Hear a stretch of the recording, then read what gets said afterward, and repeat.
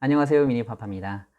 시청하시기 전에 구독 한번 눌러주시고요. 오늘 영상은 여러분들이 댓글에서 제가 7년 동안 장기 투자를 하는 와중에 분명히 급등락이 때로는 30% 이상 내려가기도 하고 뭐 다시 급등을 하기도 하고 이런 급등락이 분명히 7년간의 기간 동안에 있었는데 그 낙폭이 과대됐을 때 어떻게 멘탈을 관리하고 어떻게 버텼는지 이걸 물어보시더라고요. 그래서 오늘은 장기 투자할 때 급락이 발생했을 때 어떻게 버티고 멘탈 관리를 어떻게 했는지 한번 얘기를 해드리려고 해요. 이 사진에서 보듯이 2009년부터 2015년까지 급등락이 굉장히 많았어요. 그런데 제가 2015년도까지 7년 동안에 이 급등락을 버틸 수 있었던 거는 어떻게 보면 단 한 가지예요.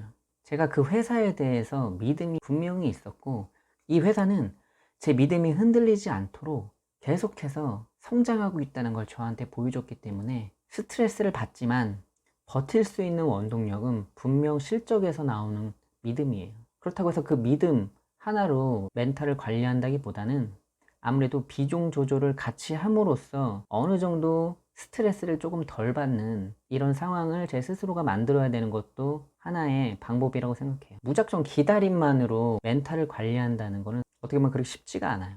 무슨 뜻이냐면은 기준이 있어야 되는데 분명히 주가가 올라가는 데 있어서 약간의 오버슈팅이 나오는 구간이 발생해요. 뭐 실적이 발표된다든지 어떤 좋은 계약이 성사된다든지 때로는 뭐 어떤 테마로서 같이 올라간다든지 하는 이런 이슈들로 인해서 어느 정도 약간의 오버슈팅이 나오는 구간이 분명히 있어요. 그때 가만히 있기보다는 이런 좀 오버슈팅이 나왔을 때 물량을 조금씩 정리하면서 내려갔을 때 다시 재매수하는, 제가 말씀드린 불타기, 이 불타기를 하기 위해서 이런 비중 조절이 가장 중요해요.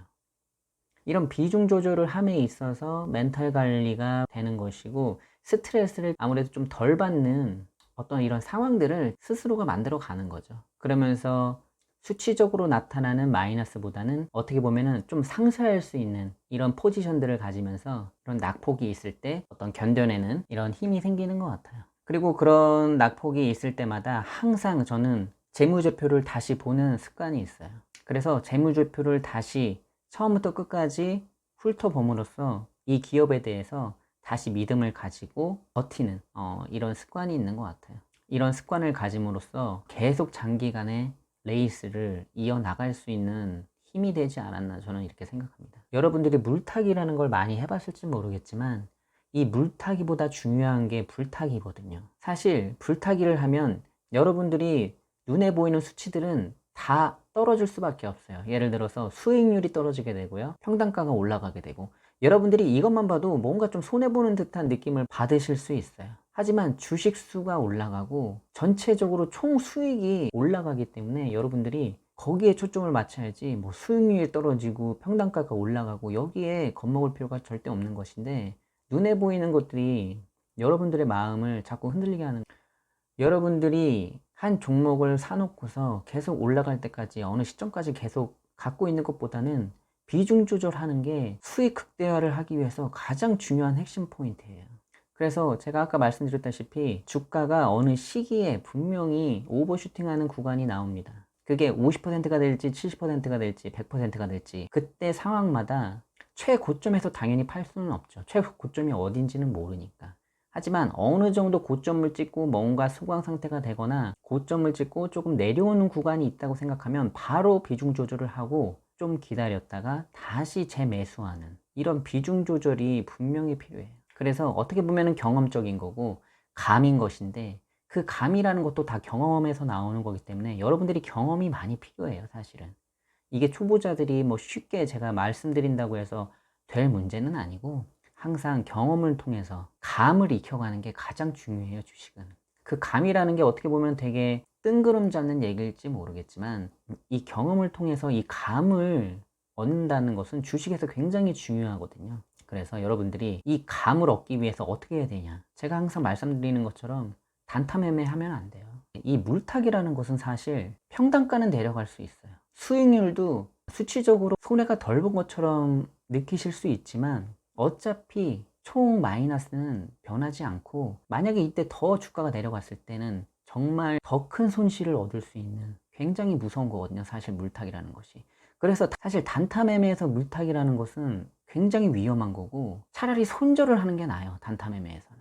장기 투자에서도 물타기라는 것은 잘 하지 않아요. 그럼 장기 투자에서 물타기는 어느 때 하느냐? 이번 사태와 같은 어떤 큰 이슈로 인해서 단기적으로 굉장히 하락했을 때, 회사의 실적과 상관없이 큰 이슈에 의해서 정말 많이 하락했을 때, 이때 정말 물을 탈 수 있는 기회인 것이고, 본인이 매수가 완료됐을 때 주가가 좀 떨어진다고 해서 거기서 뭐 물을 타거나 뭐 이러지는 않아요. 여러분들이 물타기를 너무 쉽게 생각하면 안 돼요. 단타 하시는 분들은 만약에 본인이 단타를 했는데 주가가 떨어졌을 때 물타기를 해서 다시 뭐 어떻게 하고자 이런 생각하지 마시고, 단타 매매는 그냥 로스컷을 해줘야 되는 거예요. 물타기 할 생각 하지 마시고. 물타기를 한다는 것 자체가 본인이 생각한 커트라인에서 본인이 결정을 하지 못하고 대응을 하지 못했다는 것이기 때문에 벌써부터 그 매매는 실패한 매매가 될 수밖에 없는 거죠. 물타기의 개념을 좀 정확하게 알고 하셔야 될 문제예요.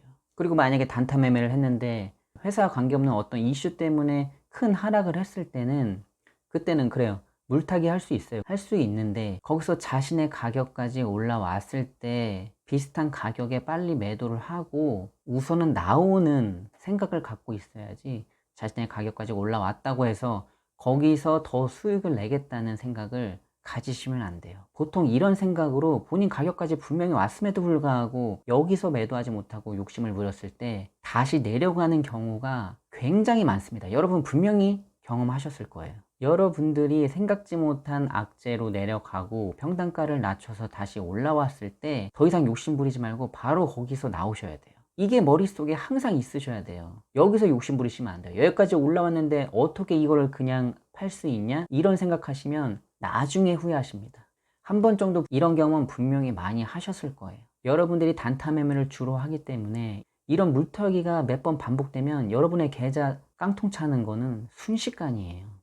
이 물타기 때문에 계좌가 깡통되는 경우가 굉장히 많습니다. 그렇기 때문에 여러분들이 물타기를 함부로 해서도 안 되고, 단타 매매에서는 무조건 여러분들이 생각한 가격에 내려왔을 때는 끊어줘야 돼요. 근데 중요한 건 그 끊는 게 안 되니까 사실 주식에서 손해를 보는 거겠죠. 그러니까 단타 매매 하지 말라는 거예요. 저 같아도 사실 단타 매매 만약에 했다면은 내가 아무리 어떤 기준을 정해놓고 여기까지 오면 커트 하겠다 이렇게 생각해도 지금 제가 하더라도 정말 쉽지 않을 것 같아요.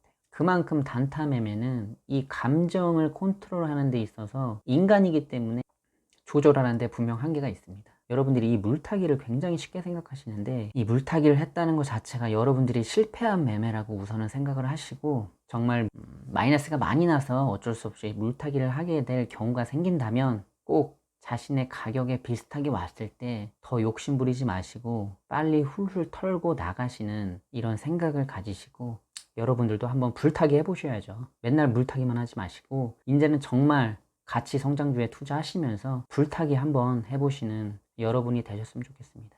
오늘 영상은 여기서 마무리하고요. 영상이 도움이 되셨다면 구독과 좋아요 한번 더 눌러주시고 다음 영상에서 찾아뵙도록 하겠습니다. 감사합니다.